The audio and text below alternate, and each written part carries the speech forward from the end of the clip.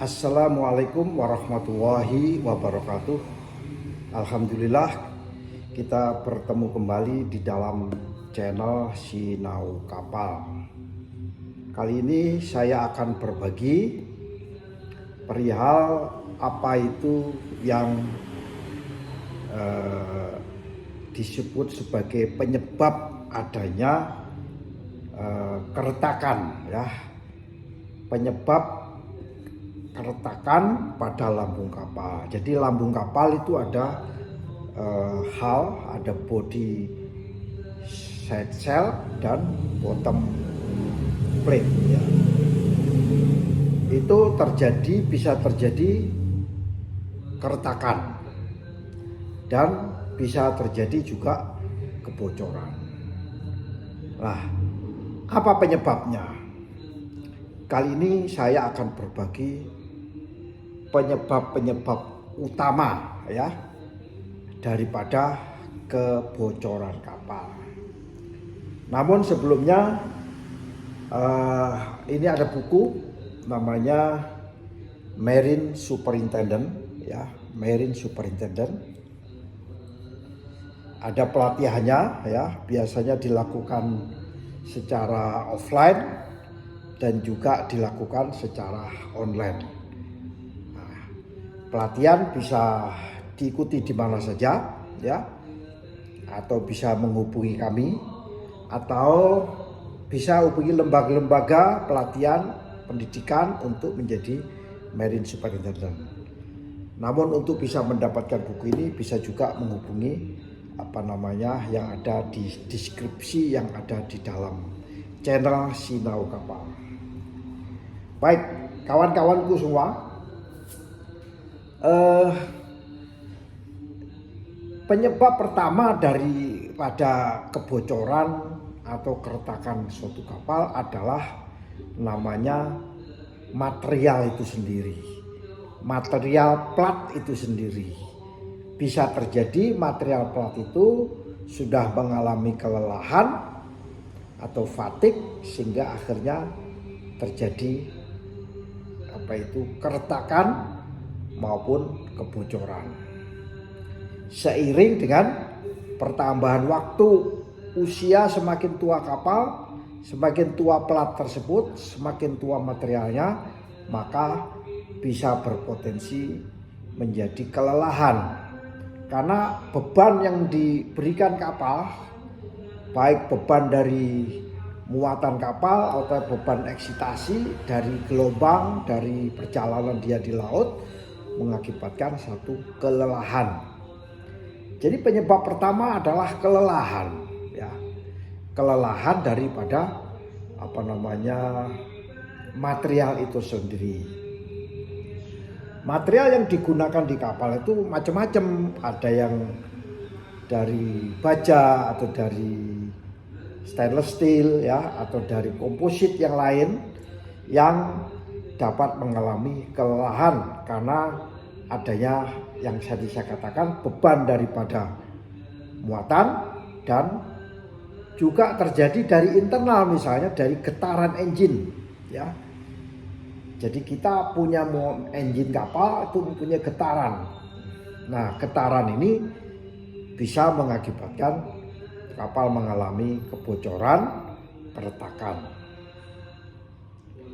Jadi ada engine, ada fondasi mesin, ya. Ada engine, ada fondasi mesin, dan itu diteruskan ke frame gading-gading kapal, masuk ke plat lambung kapal, baik plat dasar maupun plat sisi.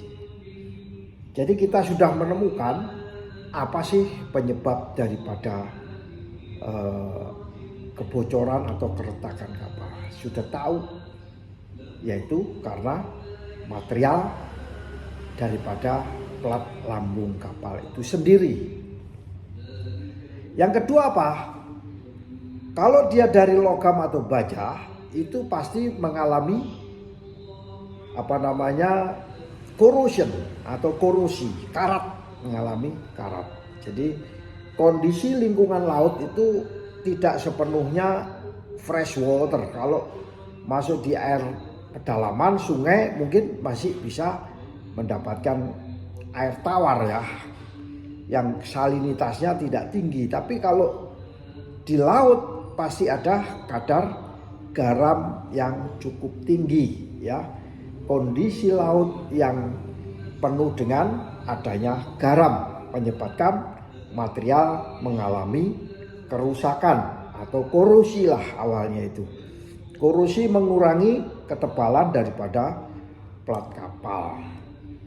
Dapat menggerogoti permukaan lambung ya, terjadi oksidasi sehingga menyebabkan bisa jadi tekanannya terlalu tinggi, beban juga terlalu tinggi, tekanan laut dan beban dari kapal tinggi sehingga mengalami kebocoran maupun mengalami keretakan.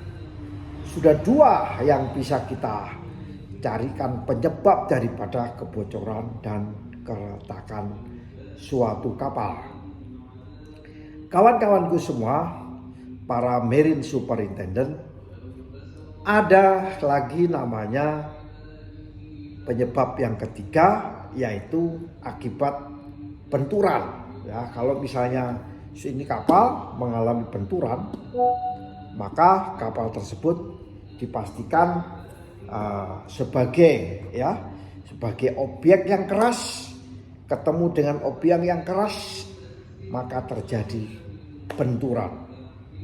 Seperti benturan dengan dasar laut, apalagi karang ya.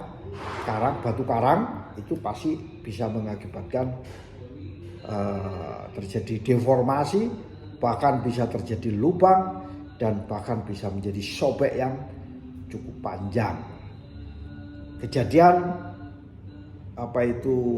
di dunia ini yang terutama di daerah utara, daerah es itu menabrak benda es bisa mengalami kapal itu bocor dan terguling serta tenggelam.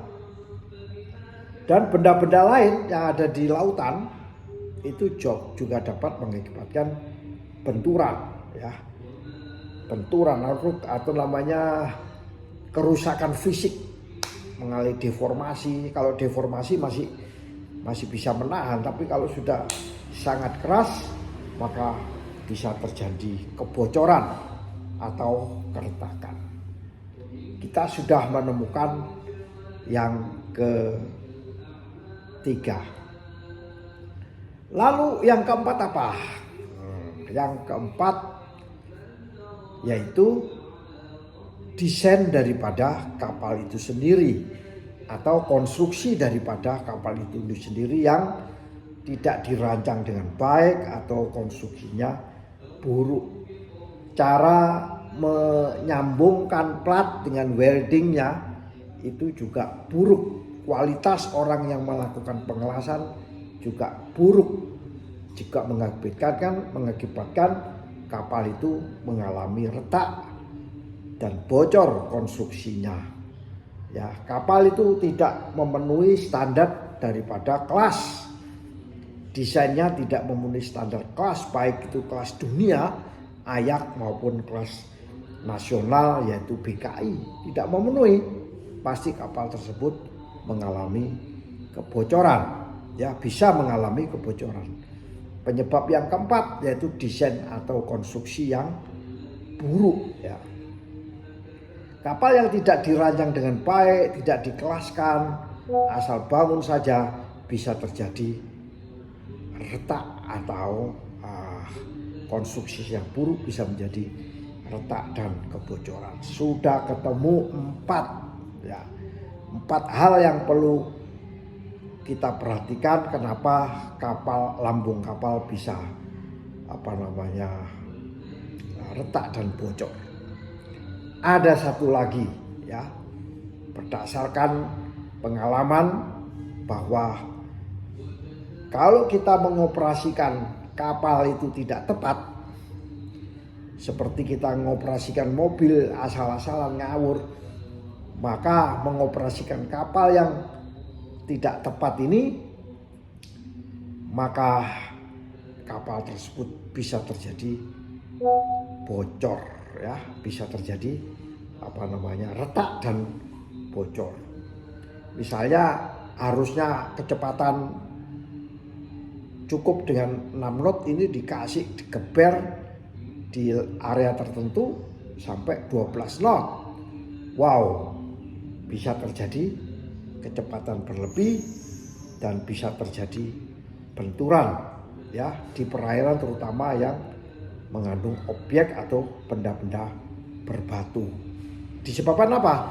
Mengoperasikan kapal yang salah. Itulah kenapa di daerah-daerah sempit atau daerah yang padat butuh namanya pilot atau pandu, pilotage ya. Bila kurang bisa menguasai dalam pengoperasian kapal yang tepat. Menggunakan pandu ataupun keahlian di dalam mengoperasikan suatu kapal bisa mengurangi risiko kerusakan pada struktur lambung kapal. Demikian, semoga sharing ini bisa bermanfaat bagi kita semua. Salam sukses bagi kawan-kawan Marine Superintendent. Wassalamualaikum warahmatullahi wabarakatuh.